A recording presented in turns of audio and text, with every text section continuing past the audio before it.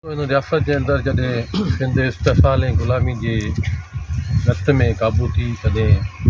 सिंध जे अदीबनि दानिश्वरनि ऐं शाइरनि जो सुजाॻी जो दौरु आंदो हिकिड़ी लहर पैदा कई ऐं उन लहर में आउं सम्झां थो इब्राहिम मुफ्ती शेख हयाम इब्राहिम जो खोड़ सारा सिंध जे अदीबनि ऐं शाइरनि जा नाला आहिनि जिन हिकिड़ो पंहिंजो दौरु ॻणायो ऐं नए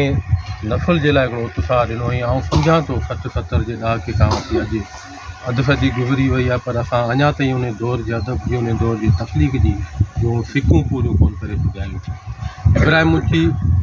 न रुॻो सिंध जो इनकलाबी मज़ाहिमती शाइर हो पर इब्राहिम मुफ्ती 1 यूनिट खां वठी MRD ताईं हिकिड़े मुतहरिक क़ौमी कारकुन तौर बि पंहिंजो किरदारु अदा कयो ऐं यकीनन खोड़ सारनि दोस्तनि जो आउं बि इन शइ ते इतफ़ाक़ करियां थो माण्हू ईंदा आहिनि मरी वेंदा आहिनि खोड़ सारा माण्हू मरी वेंदा आहिनि जिन ते पंहिंजा बि कुल पाइण लाइ तयारु कोन हूंदा आहिनि पर इब्राहिम मुफ्ती जहिड़ा खोड़ सारा किरदार आहिनि सिंध दोस्त किरदार आहिनि जिन खे पंहिंजी धरती ॿोली जो उनो रहियो उन्हनि माण्हुनि खे यादि करण जे लाइ अॼु असां सभु हिते गॾु थिया आहियूं ऐं सॼी सिंध इब्राहिम मुफ्ती खे संदसि सालगिरह ते